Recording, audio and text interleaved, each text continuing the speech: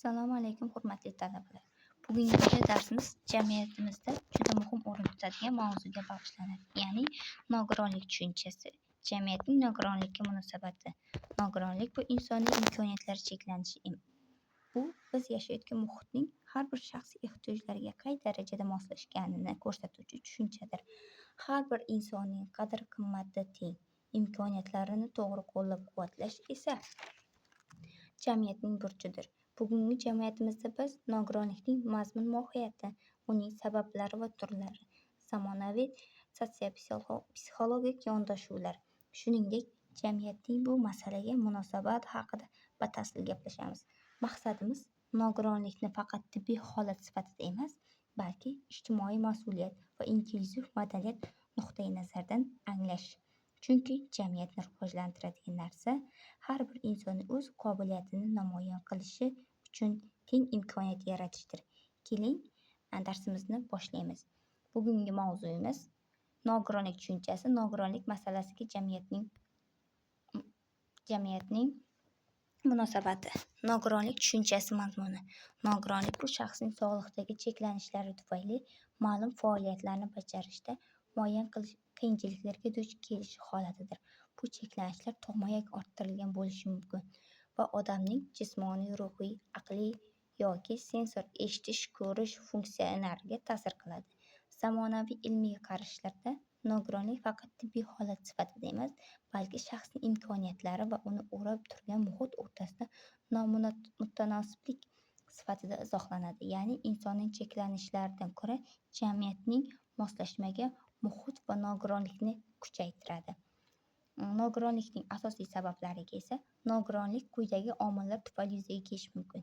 Ya'ni tug'ma sabablar bunda irsiy kasalliklar, homiladorlik davridagi shikastlanishlar, infeksiyalar, tug'ruq jarayonidagi asoratlar, orttirilgan sabablarga esa baxtsiz hodisalar, ya'ni yo'l transport hodisalari, keyin ishlab chiqarish, og'ir kasalliklar, insult, yurak xastaligi, diabet va boshqalar.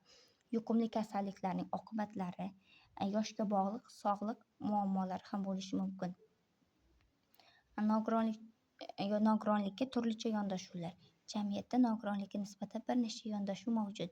Birinchisi tibbiy yondashuv. Nogironlikni kasallik yoki shikast sifatida ko'rib, uni davolash yoki reabilitatsiya qilishga urg'u beradi.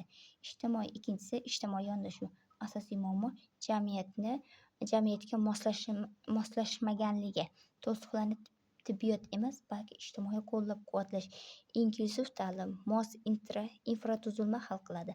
3. Huquqiy yondashuv. Nogiron shaxslarning teng huquqli ekanligini ta'kidlaydi. Har bir shaxsning ta'lim olish, mehnat qilish, erkin harakatlanish, jamiyat hayotida to'laqonli ishtirok etish huquqi ham bor.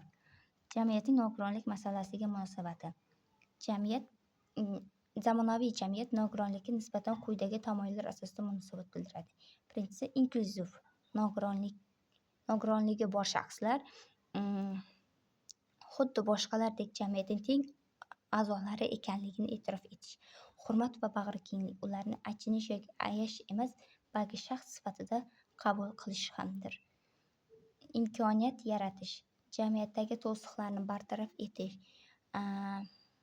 Panduslar, liftlar, maxsus maktablar emas, balki inklyuziv ta'lim, ish o'rinlarida mos sharoitlar yaratish, maxsus texnologiyalar, faol qo'llab-quvvatlash.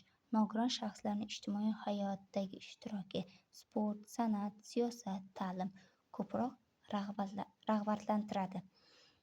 Xulosa qilib aytganda, nogironlik bu faqat tibbiy muammo emas, balki ijtimoiy fenomen.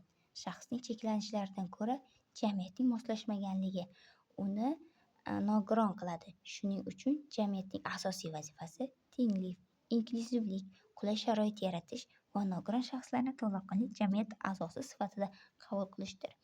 Bugungi video darsimiz yoqqan bo'lsa, e'tiboringiz uchun tashakkur.